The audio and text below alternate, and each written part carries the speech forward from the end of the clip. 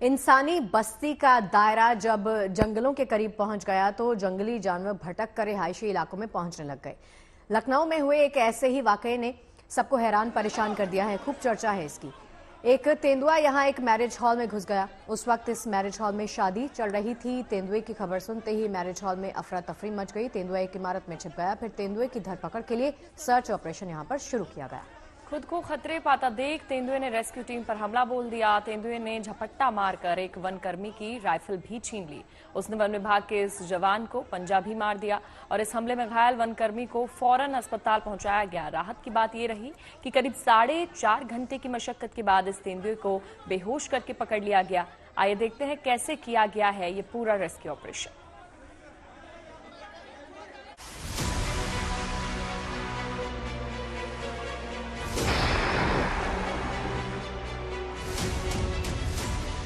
बस ठीक ठीक ठीक ठीक ठीक ओके ओके ओके नहीं है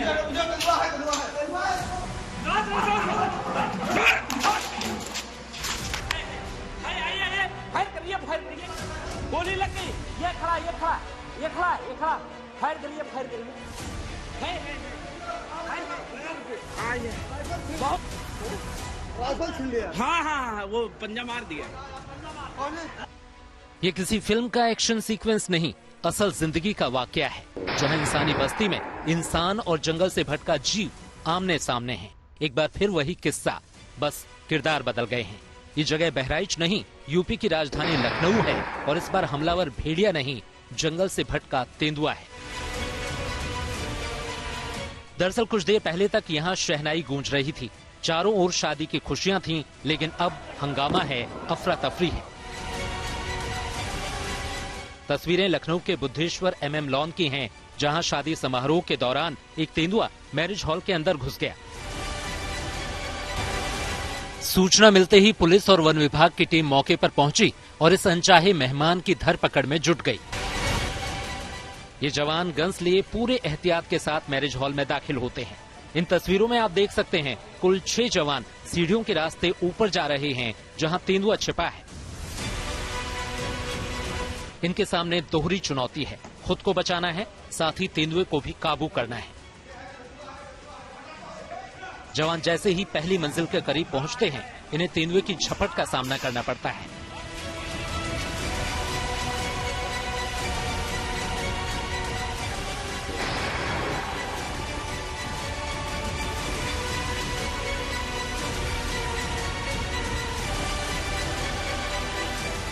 इसी दौरान जवान के हाथ से तेंदुआ राइफल खींच लेता है। उसी वक्त बचाव में दूसरा जवान पीछे से फायर करता है। तस्वीरों में आप देख सकते हैं तेंदुआ कितना हमलावर है। पुलिस वाले की गन गिर जाती है और टीम को कदम पीछे खींचने पड़ते हैं। एक बार फिर देखिए कैसे तेंदुआ खुद को बचाने की कोशिश में पुलिस और वन विभाग की टीम पर झपट पड़ता है। तेंदुए की धरपकड़ में जुटी टीम का अंदेशा बिल्कुल सही निकला। तेंदुआ बेहद आक्रामक है और इसे कंट्रोल करना आसान नहीं, लेकिन इसे पकड़ना तो है ही। इसलिए टीम एक बार फिर कोशिश करती है, लेकिन इससे पहले कि वो कदम आगे बढ़ाती, गुस्सैल तेंदुआ दौड़कर आता है और जवानों पर एक और हमला कर देता है। तेंदुए के इस दूसरे हमले को एक बार फिर देखिए, तेंदुआ कैसे रेस्क्यू टीम की ओर झपटता है। इस बार तेंदुआ एक जवान के हाथों को जख्मी कर देता है। इस वीडियो में एक शख्स कहता सुनाई देता है कि तेंदुए को गोली लग गई।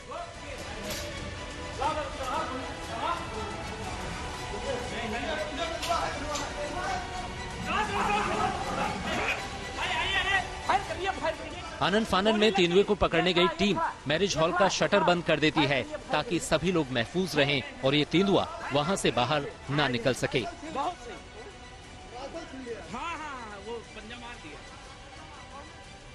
आशीष Srivastava, Lucknow, good news today.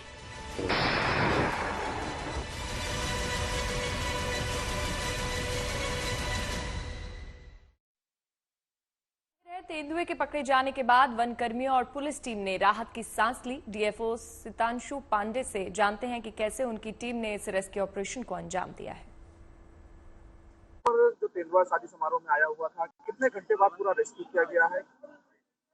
ये तकरीबन 4.5 घंटे बाद रेस्क्यू किया जा चुका है। ये कौन सा गेस्ट हाउस था? ये MM लॉन गेस्ट हाउस था जो यहाँ पर सूचना मिली थी और जिसमें SDO मोहनलालगंज चंदन और जो 3 डॉक्टर्स थे इनके द्वारा तुरंत आया गया। RO मलियाबाद सतीश और RO LIT द्वारा भी यहाँ पर काम करवाया गया। हाँ सर, यहाँ पर जो घायल होने की जो जानकारी आ रही थी, कितने लोग घायल हुए थे? जिसमें वनकर्मी की बात की जाए तो वनकर्मी भी घायल हुए हैं। 2 से 3 लोगों की सूचना आ रही थी जहाँ पर इसने अटैक किया था और एक वन कर्मचारी भी हमारा घायल हो गया था, परंतु उसको हम लोगों ने ट्रीटमेंट दिलवा दिया है। अभी हम लोगों ने जो हॉस्पिटल था यहाँ नजदीकी, वहाँ से जांच करवा कर वहाँ से उसको करवा कर यहाँ भेजा गया है।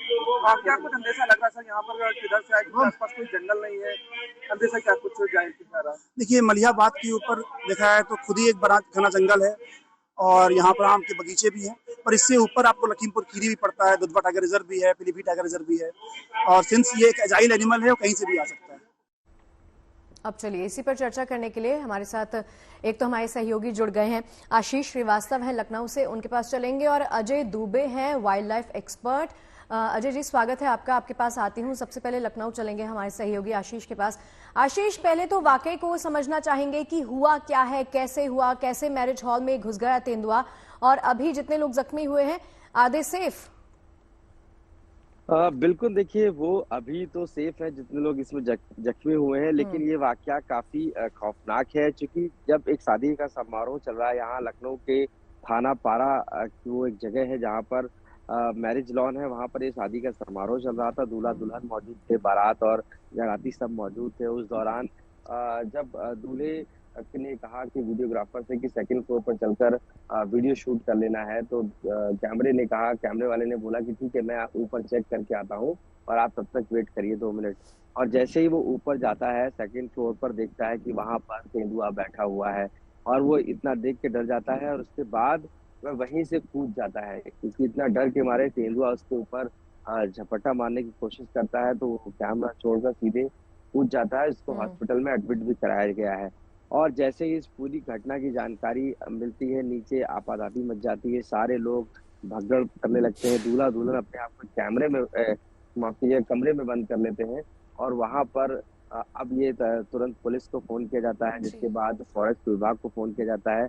मौके पर टीमें जब पहुंचती हैं तो उसके बाद जो परिवार वाले होते हैं वो कहते हैं कि दुल्हन को पहले बाहर निकाल लीजिए, क्योंकि अंदर वो भी है, लेपर्ड भी अंदर है और साथ में सारी कोई दुर्घटना ना हो जाए। जिसके बाद सबसे पहले वहां से रेस्क्यू किया जाता है दूल्हा दुल्हन को, उनको वहां से निकाला जाता है और फिर वो उनके जो और रिश्तेदार आते हैं उनको वहां से निकाला जाता है। लेकिन इस पूरी घटना में उसके बाद जब रेस्क्यू होता है, रेस्क्यू होने के बाद तकरीबन सुबह 4 बजे तक उसको रेस्क्यू किया जाता है, तब जाके उसको ट्रैंक्विलाइज करते हैं। लेकिन इस पूरी घटना ने सबको दहशत में डाल दिया है कि अब आप सोचिए कि रिहायशी इलाके में तेंदुआ पहुंच जा रहा है तो फिर लोग सुरक्षित कहाँ पर हैं। और ऐसे में पहले तो लोग चिड़ियाघरों में ही देखते थे कि टाइगर, शेर, चीते और तेंदुए, लेकिन अब लोगों के घरों में पहुंच जा रहा है, हमला कर दे रहा है। रेस्क्यू के दौरान उसने एक जो फॉरेस्ट विभाग के अधिकारी थे उसको जख्मी कर दिया, उनके हाथ को दबोच लिया और इसके साथ साथ वहां पर एक अन्य लोगों पर झपट्टा मार दिया। तो ये भी बहुत बड़ा खतरनाक, अगर इन केस वो नीचे तक आ जाता जहाँ पर ये शादी का प्रोग्राम चल रहा था, जीने के थ्रू या जैसे भी, तो सोचिए कितनी बड़ी वहां दुर्घटना हो सकती थी, कितना बड़ा वहां हादसा हो सकता था। और क्योंकि तेंदुआ है और वो लोगों को देख कर एक दूसरे के ऊपर झपट्टा मारता, तो वही रीजन है को लेकर समाजवादी पार्टी के चीफ ने भी ट्वीट किया है कि सरकार जो उत्तर प्रदेश की, वो फिर चाहे कुत्ता जानवर हो या तेंदुए हो या ऐसे जानवर, चाहे बहराइच लखीमपुर निजात नहीं दिला पा रही है उनको, वो लगातार शहर की तरफ भाग रहे हैं। तो ये भी एक बड़ी सिचुएशन है कि आखिर ये तेंदुआ यहाँ तक पहुंचा कैसे इलाके में। और दूसरा सबसे बड़ी बात है कि ये अभी हाल ही में एक टाइगर है, वो लखनऊ में वहीं से 10 किलोमीटर दूरी पे, उसको भी सर्च किया जा रहा है। वो भी आतंक उसने मचा रखा है। तकरीबन उसने 7 से 8 जो जानवर है उनको खा लिया है। तो अभी तक तो फॉरेस्ट विभाग उस टाइगर को नहीं पकड़ पाई थी और उनके लिए अब ये नया तेंदुआ सामने आ गया।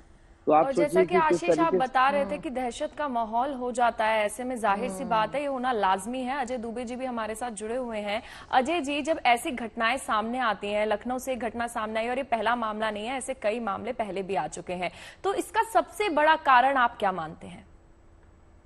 और देखिए, ये जो पूरी घटना है, ये इसके लिए नेशनल टाइगर कंजर्वेशन अथॉरिटी, जो भारत सरकार के अधीन एजेंसी है, लेपर्ड्स और टाइगर्स को देखती है, एलिफेंट्स को, तो उनकी एसओपी है, स्टैंडर्ड ऑपरेटिंग प्रोसीजर है कि वन विभाग ऐसे समय पे जो स्ट्रेस में लेपर्ड भी रहता है, यदि वो मानवीय बस्ती में आ रहा है तो निश्चित तौर पर कोई कारण होगा।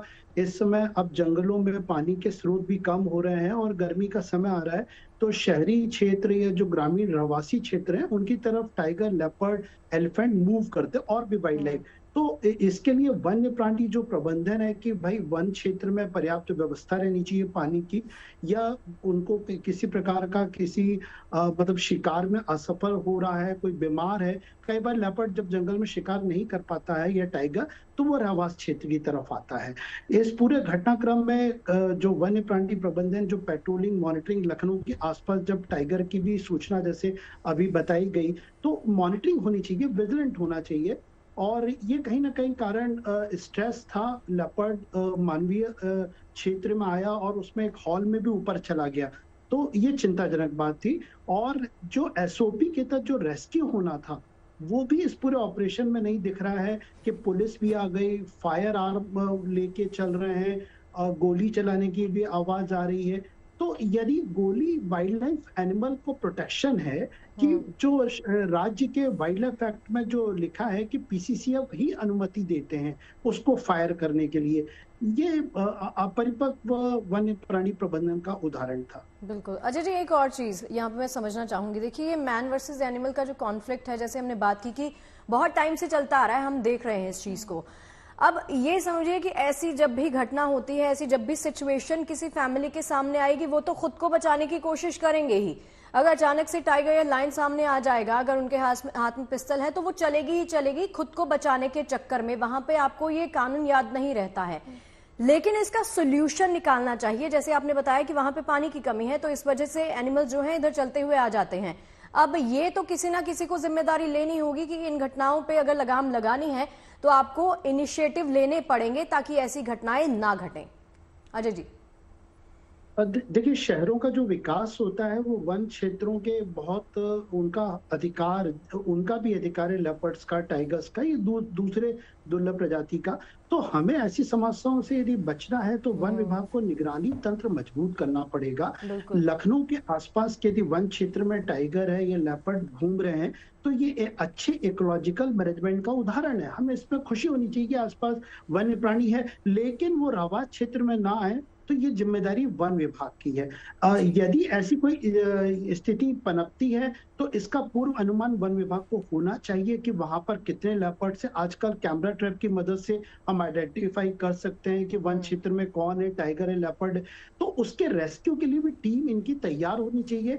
और जो वन क्षेत्र के आसपास के लोग हैं, नागरिक हैं, जैसे ये मैरिज गार्डन निश्चित तौर पर ये बाहरी क्षेत्र में होगा, जो कोलाहल और शोर शराबे से बाहर होगा, तो उन लोगों को ये ट्रेन करना चाहिए, बेसिक एक प्रशिक्षण होना चाहिए कि ऐसी स्थिति में हम कैसे बचें और वन्य प्राणी को भी हमें नुकसान ना पहुंचाए और हम भी बचें। बिल्कुल, ये बड़ी अच्छी बात आपने कही अजय जी कि प्रशिक्षण प्रॉपर होना चाहिए, ट्रेनिंग होनी चाहिए कि इस तरह की सिचुएशन अगर किसी के सामने भी खड़ी होती है तो रेस्क्यू करना कैसे है, ताकि ना तो इंसानों को नुकसान हो और ना ही जानवरों को नुकसान हो। अच्छा आशीष, ये जो लखनऊ की पूरी घटना हुई है, इस बीच ये भी सामने आया कि एक वन विभाग का कर्मचारी घायल हुआ है। अभी उसकी हालत कैसी है, उसके बारे में क्या जानकारी? देखिए, वन विभाग के ही जो कर्मचारी हैं, उन्होंने जब वो अंदर घुस रहे थे उसको देखने के लिए, तो उस दौरान अचानक से वो लेपर्ड ने हाथ पे जो उनके था वो अटैक किया। तो हाथ की जो उंगलियां हैं, पंजे हैं, उस पर काफी ज्यादा घायल कर दिया, उनको काफी इंजर्ड कर दिया है। तो उस अवस्था में उनको लेकर हॉस्पिटल ले जाया गया है। हालांकि अभी उनकी हालत स्थिर है, लेकिन जो डर है, डर का माहौल तो सभी जगह था ही। वहां पर जो लोग आए थे गेस्ट, वो भी यही सोच रहे थे कि जैसा फूडिंग था, वहाँ का अरेंजमेंट था, सब वैसे के वैसे रखा रहा। तो वो ये बात कह रहे थे कि लापरवाही है यहाँ पर प्रशासन की, यहाँ पर कि हम लोगों को सुरक्षा नहीं दे पा रहे। इस तरीके से लेपर्ड शादी में बिल्कुल सीधा चला आ रहा है यहाँ पर हम लोग। और जबकि ये जो पारा थाना क्षेत्र है, ये बहुत दूर नहीं है लखनऊ का, ये रिहायशी ही इलाके में आता है और यहाँ बड़ी बड़ी कॉलोनियाँ हैं। और उस मैरिज लॉन पर कैसे ऊपर चढ़ गया, और एक बहुत बड़ी दुर्घटना हो सकती थी। कई लोग इसमें घायल और दुर्घटना का शिकार हो सकते थे। तो उसको लेकर भी बड़ा लोगों ने प्रशासन के खिलाफ ये लापरवाही का आरोप लगाया। जिस तरीके से लेपर्ड वहां तक आ गया और उसको रेस्क्यू करने के लिए भी बहुत समय लग गया। सोचिए कि सुबह 4 बज गए, रात 9:30 बजे पहली बार वो देखा गया था और उसके बाद से लेकर वो पूरे उसी लॉन के अंदर मौजूद रहा। उसको बाहर से चैनल से बंद कर दिया गया, फिर वो अंदर बंद रहा। उसके बाद ऊपर से कुछ लोग गए, फिर चैनल से उसको ट्रैंक्विलाइज करने के लिए गन चलाने की कोशिश करी जाती रही और साथ साथ बहुत लोग इकट्ठा हो गए थे। तो ये भी बहुत एक समय लगा ट्रैंक्विलाइज करने में उसको सुबह 4 बजे तक। तो वो फंक्शन भी उनका नहीं हो पाया जो लोग वहाँ करने आए थे और इस बीच दूल्हा दुल्हन भी डर के माहौल में पूरे परिवार जीते रहे वहाँ पर। तो ये पूरी परिस्थिति कहीं ना कहीं ऐसी बन गई थी भयावह कि अब लोग उस एरिया में इतने डर में हैं कि आज की अभी भी सूचना आ रही कि कई लोगों ने तो उधर की जो मैरिज लॉन्च थे उस पे अपना कैंसिल करा दिया है कराने के लिए। आशीष, बहुत बहुत शुक्रिया इस पूरी बातचीत के लिए आपका, और अजय जी आपका भी इस पूरी बातचीत के लिए बहुत बहुत शुक्रिया।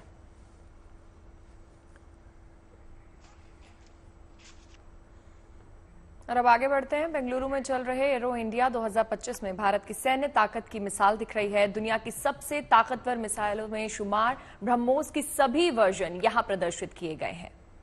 जी हाँ, देखिए भारत की वो मिसाइल है जो जमीन, आसमान और समंदर से दुश्मन पर कहर बरपा सकती है। ब्रह्मोस की क्षमता पर देखिए हमारी सहयोगी शिवानी शर्मा की एक खास रिपोर्ट। गौरव ब्रह्मोस मिसाइल सिस्टम, आप देख सकते हैं कि ब्रह्मोस किस तरह से एक Su-30 MKI लड़ाकू विमान पर इंटीग्रेट किया गया है और ज्यादातर Su-30 विमानों को अब ब्रह्मोस से लैस कर दिया गया है। यानी ये air to land, air to sea दोनों ही तरफ घातक सिद्ध हो सकता है। और ब्रह्मोस के बारे में कहा जाता है कि ये दुनिया की सर्वश्रेष्ठ सुपरसोनिक क्रूज मिसाइल है। ब्रह्मोस जिसे भारत और रूस ने मिलकर बनाया और अब इसे भारत में बनाया जा रहा है, इसे भारत की शान कहा जाता है। ब्रह्मोस की खासियत है कि इसकी रेंज लगातार बढ़ रही है। हर बार नए परीक्षण के साथ इसकी रेंज बढ़ती है। 400 से 500 किलोमीटर तक की रेंज तक ये दुश्मन को अपना निशाना बना सकती है। और ये ब्रह्मोस मिसाइल के जो मॉडल्स आप देख रहे हैं, ऊपर वाला जो मॉडल है जिसमें एक्चुअल साइज है, जो ब्रह्मोस मिसाइल है 1-on-1 इसका ये साइज है, इतनी बड़ी ये मिसाइल होती है जिसे कि Su-30 MKI में इंटीग्रेट किया जा चुका है। और उसके नीचे जो आप देख रहे हैं वो ब्रह्मोस नेक्स्ट जनरेशन यानी उस मिसाइल के वर्जन पर दिखाया गया है जिस पर काम किया जा रहा है और इसको अब हल्का और छोटा बनाने की कोशिश की जा रही है ताकि जब इसे हवाई जहाज जो लड़ाकू विमान है उनके साथ इंटीग्रेट किया जाए तो उड़ान आसान हो सके। इतना ही नहीं, ब्रह्मोस के जो एयर वर्जन्स हैं उसके अलावा दूसरे वर्जन्स को भी यहाँ पर रखा गया है।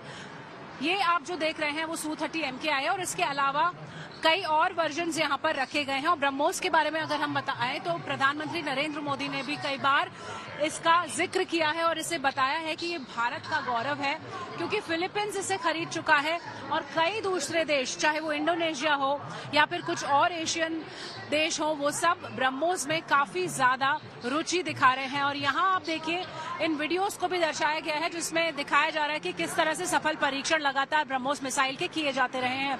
और इसके अलावा जो सी वर्जन्स हैं ब्रह्मोस के, उनको भी प्रदर्शित किया गया है और एरो इंडिया में लगातार लोग इन्हें देखने आ रहे हैं। तो जो वॉरशिप्स हैं, वॉरशिप्स में किस तरह से ब्रह्मोस को लगाया जाता है, सबमरीन्स में किस तरह से ब्रह्मोस को लगाया जाता है, वो यहाँ पर दिखाया गया है। तो ये हमारे वॉरशिप्स हैं, सबमरीन्स हैं, उनके मॉडल्स हैं, उनके साथ भी किस तरह से समुद्र के अंदर श्रेष्ठता दिखाई जा रही है। जो हाई रेट सैल्वो वाला ब्रह्मोस है, नेटवर्क सेंट्रिक कैपेबिलिटीज हैं और land attack anti ship capabilities के लिए इसको इस्तेमाल किया जाता है। और इसे भारत में तीनों ही अंगों में इंडक्ट किया जा चुका है, चाहे वो भारतीय वायुसेना हो, भारतीय नौसेना हो या फिर भारतीय सेना हो। आप देखिए यहाँ पर एक मॉडल है जहाँ पर दिखाया गया है इसका लैंड वर्जन जो भारतीय सेना में ऑलरेडी इंडक्ट किया जा चुका है। तो ब्रह्मोस सेना के तीनों अंगों की शक्ति को बढ़ा रही है। ये ब्रह्मोस मिसाइल जो मैक्सिमम एंगेजमेंट रेडियस के साथ इस्तेमाल होती है, नेटवर्क सेंट्रिक कैपेबिलिटीज हैं, डिप्लॉयमेंट टाइम बहुत कम है, यानी अगर लड़ाई होती है और हमला करना है तो कम से कम वक्त में ज्यादा से ज्यादा घातक साबित होती है ये ब्रह्मोस, और ये ब्रह्मोस बहुत जल्द कई दूसरे देशों को भी सप्लाई की जा सकती है। कैमरा पर्सन प्रदीप गुप्ता के साथ शिवानी शर्मा, बेंगलुरु। अब देखिए, बेंगलुरु में चल रहे एरो इंडिया 2025 में रक्षा क्षेत्र में आत्मनिर्भर होते हिंदुस्तान की मिसाल नजर आ रही है। इस प्रदर्शनी में लोगों को भारत में बन रहे अत्याधुनिक हथियारों को करीब से देखने का मौका मिल रहा है। यहां ऐसे ऐसे ड्रोन्स भी प्रदर्शित किए गए हैं जो सरहदों की निगरानी के साथ साथ दुश्मनों पर हमला करने में पूरी तरह से सक्षम है। भारत भविष्य की चुनौतियों और लड़ाइयों के लिए तैयार हो रहा है, और वो भी आत्मनिर्भरता की शक्ति और आत्मविश्वास के साथ। आप इस वक्त देख सकते हैं अडानी डिफेंस के ये ड्रोन सिस्टम्स, जिन्हें कामिकाजी ड्रोन कहा जाता है, लॉइटरिंग म्यूनिशन वाले ड्रोन्स हैं, और रूस और यूक्रेन जैसे बड़े युद्धों में आपने इन ड्रोन्स का इस्तेमाल देखा है। और अब भारत के पास भी एक क्षमता है कि चाहे कितनी भी बड़ी लड़ाई हो, इन ड्रोन्स के जरिए दुश्मन को नेस्तनाबूद किया जा सकता है। क्या खास है इन ड्रोन्स में, इसे जानने के लिए हमारे साथ हैं अडानी डिफेंस के land based head Ashok Wadhwan ji. Sir, क्या विशेष है ये अग्निका जो हम देख रहे हैं, हमने पहले नहीं देखा, क्या विशेष है? ये अग्निका लॉइटरिंग एम्यूनिशन है या कामिकाजी ड्रोन है। ये छोटे 200 ग्राम वॉरहेड को कैरी भी कर सकता है, जो आप एक सोल्जर अपने बैकपैक में लेके जाए और उसको फ्लाई करके टारगेट को जा सकता है। या 100 किलोमीटर्स की रेंज का 25 केजी का वॉरहेड भी इस्तेमाल कर सकते हैं। या स्ट्रैटेजिक हो जो 200 किलोमीटर जाए, या उससे भी स्ट्रैटेजिक हो तो 800 किलोमीटर जाए और वॉरहेड लेके जाए और स्ट्रैटेजिक टारगेट्स को न्यूट्रलाइज करे। हम इस कैपेबिलिटी को इंडिया में बिल्ड कर रहे हैं और लेके आ चुके हैं। आज हमारी फोर्सेस को जरूरत है, बिकॉज ये नई टाइप की वॉर है जिसमें आपको कामिकाजी ड्रोन्स की बहुत ही ज्यादा जरूरत है। तो हम पूरी कैपेबिलिटी इंडिया में बिल्ड कर चुके हैं। सर, एक और नई चीज हम देख रहे हैं, ये vehicle mounted counter drone system है, इसके बारे में बताइए। तो दोनों, आपको अगर ड्रोन्स की जरूरत है तो काउंटर ड्रोन्स की जरूरत है, बिकॉज आपके टारगेट्स बाहर से आएंगे। इसलिए हमने vehicle mounted counter drone system launch किया है, जो डिटेक्ट कर सकता है 15 किलोमीटर तक और न्यूट्रलाइज कर सकता है, लेजर के साथ हो या गन के साथ हो। सर, ये जो भी हम कुछ देख रहे हैं, क्या ये ऑलरेडी सर्विसेज में इनमें से कुछ इंडक्टेड हैं, और जो बाकी हैं उनकी क्या प्रगति है? हाँ, तो कई कुछ इंडक्टेड हैं, कई और एक्सपैंड कर रहे हैं, इंडक्ट होंगे, ट्रायल्स में हैं। सो हमारे जो काउंटर ड्रोन सिस्टम है वो इंडक्टेड है बीएसएफ में या एयरफोर्स में। सो कुछ इंडक्टेड है और कुछ आगे जाके इंडक्ट होंगे, क्योंकि ये नई नई टेक्नोलॉजी है। हम देख रहे हैं कि 900 एग्जिबिट्स हैं पूरी दुनिया के 150 देशों के। बहुत सारे मेहमान यहाँ पर आ रहे हैं, जिस तरह से हम दिखा रहे हैं जो दूसरे देशों की सेना है उनके प्रतिनिधि यहाँ पर आ रहे हैं और भारत की क्षमताओं को देख रहे हैं। कितना इम्प्रेस हो रहे हैं ये लोग। आज के दिन में हमारी कैपेबिलिटी किसी भी दूसरी कंट्री से कम नहीं है, बल्कि हम लोग जैसे इन्वेस्ट कर रहे हैं वैसे हमारी कैपेबिलिटी बढ़ती जा रही है। तो आज हम अपने देश के लिए भी करेंगे और एक्सपोर्ट्स भी करेंगे, तो ऑब्वियसली बाहर के लोग आएंगे ही देखने के लिए। हमसे बात करने के लिए बहुत बहुत शुक्रिया। तो भारत अब मेक इन इंडिया के साथ साथ मेक इन द वर्ल्ड के लिए बिल्कुल तैयार है, और कामिकाजी ड्रोन जैसे ऐसे आधुनिक हथियार जो भविष्य की लड़ाइयों के लिए भारत को तैयार करेंगे, वो भी यहाँ देखे जा सकते हैं। कैमरा पर्सन प्रदीप गुप्ता के साथ शिवानी शर्मा, बेंगलुरु।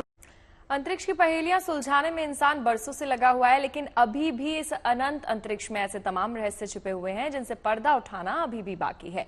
और अपने इस खास सेगमेंट में हम अंतरिक्ष से जुड़ी खबरों को आप तक पहुंचा रहे हैं।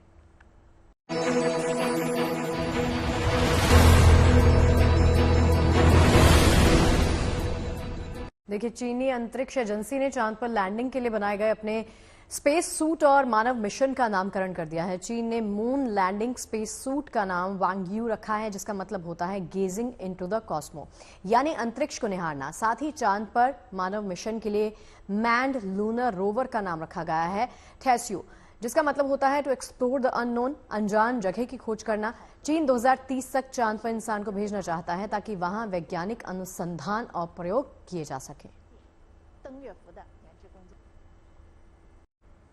भूख लगी है शगुफ्ता? मुझे तो लगी रहती है इस टाइम।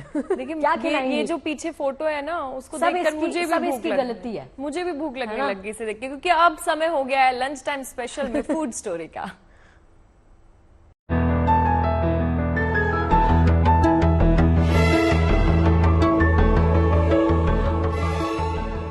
चलिए, खाने का पूजा ने जिक्र छेड़ दिया है तो दुकानों, मॉल, ऑनलाइन मिलने वाले ऑफर्स के बारे में हमने आपने बहुत सुना है, लेकिन नागपुर में एक ऐसे ऑफर के बारे में आपने नहीं सुना होगा जो काफी चर्चा में आ गया है। दरअसल ये पानीपुरी से जुड़ा अनोखा और काफी इंटरेस्टिंग ऑफर है, वो भी एक से बढ़कर एक। देखिए,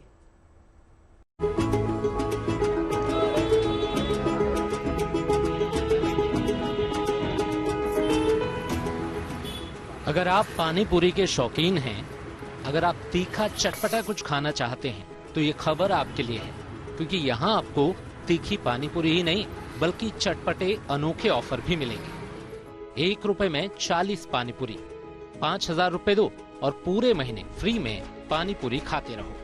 99,000 रुपए दो और जिंदगी भर पानी पूरी और चाट फ्री में खाओ। 3 साल से पानी पूरी खा रहा हूँ। यहाँ पे अलग अलग ऑफर चलती रही थी। मैं अभी 1 रुपीज में 40 पानी पूरी खाने आया हूँ। ऐसे ही कई अनोखे ऑफर की वजह से ये पानी पूरी का स्टॉल इन दिनों सोशल मीडिया और आसपास के इलाकों में काफी चर्चा बटोर रहा है। इन्हीं लुभाते ऑफर के बीच 195 रुपए वाला ऑफर भी है, जिसमें आपको एक बार में पेट भर ये चीजें खाने को मिलेंगी।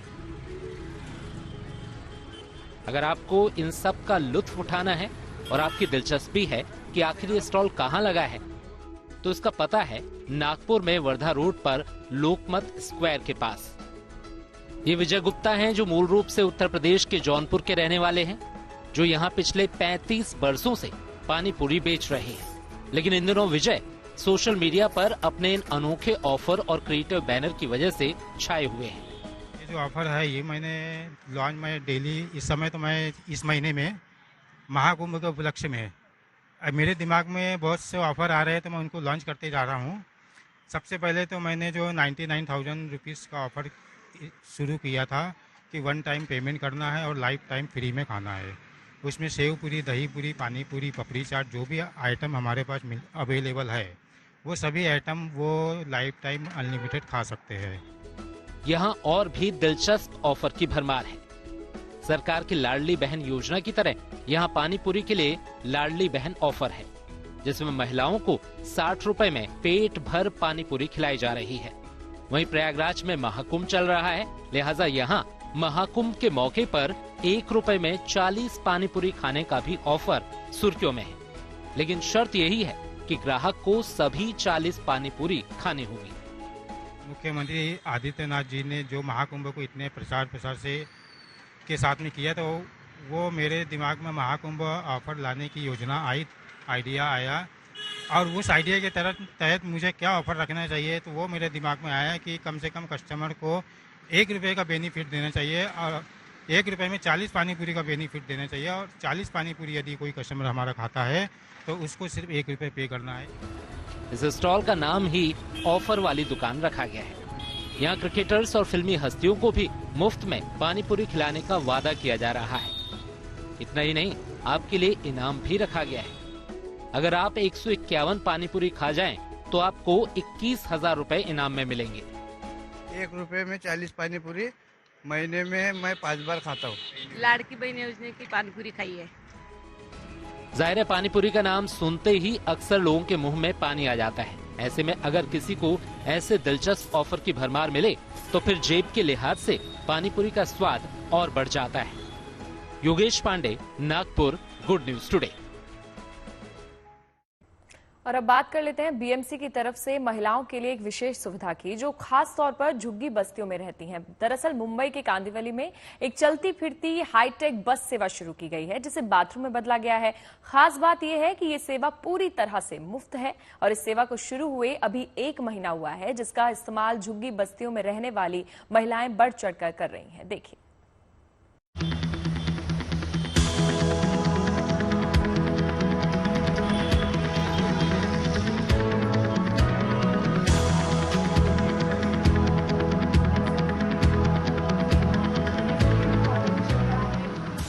मुंबई की सड़कों का चक्कर काटने वाला ये हाईटेक बस महज एक बस नहीं बल्कि अत्याधुनिक सुविधाओं से लैस चलता फिरता बाथरूम है। गुलाबी रंग का ये मोबाइल बाथरूम बस सिर्फ महिलाओं के इस्तेमाल के लिए है और पूरी तरह से मुफ्त है। मैं मौजूद हूँ इस समय मुंबई के कांदिवली इलाके में। सबसे पहले बाएं तरफ देखिए झुग्गी बस्तियां हैं और उसके बाद अब मेरे दाहिने तरफ देखें एक लग्जरी बस यहाँ पर खड़ी हुई है। लेकिन न केवल ये एक बस है, न केवल एक वैन है, बल्कि महिलाओं के लिए चलती फिरती निशुल्क स्नान गृह है। जी हां, आपको बताया कि महाराष्ट्र सरकार और बृहन मुंबई महानगर पालिका की मदद से इस बस को बिल्कुल सड़क के किनारे खड़ा किया गया है, ताकि झुग्गी बस्तियों में रहने वाली जो महिलाएं हैं वो यहां पर आकर निशुल्क स्नान कर सके। इस हाईटेक मोबाइल वैन में महिलाओं के लिए खास तौर पर शावर की व्यवस्था की गई है। हर एक बाथरूम में हैंड वॉश, बॉडी वॉश, नल, बाल्टी, शैम्पू, शावर, गीजर, टब की सुविधाएं हैं। साथ ही 5 मोबाइल फोन चार्जर और कपड़े सुखाने की 2 मशीनें भी हैं। पानी की बचत को ध्यान में रखते हुए इस बस में 10 मिनट के अंदर सारा पानी बाहर निकालने का इंतजाम है, जिससे महिलाएं लंबी कतारों से बच सके। नहाने के लिए आते हैं और इतना बढ़िया सुंदर स्नान गृह अपने हमारे घर में भी इतना नहीं। हम लोग तो झोपड़पट्टी में रहते हैं, 2-2 दिन कभी पानी भी नहीं आता है नल में हमारे। और हमारे हस्बैंड भी अंदर बनाने के लिए जाता तो करीब 1 घंटा लगाता है। जब तक दूसरी महिला बोलता है मैं जाते, मेरा गाड़ी उधर है स्नान घर की, तो उधर जाके मैं नहा के आती हूँ। वो वहाँ से गुस्से में आते हैं, लेकिन अंदर जाके एकदम फ्रेश होकर बाहर निकलते हैं तो उसके अंदर पॉजिटिव निर्माण होती है।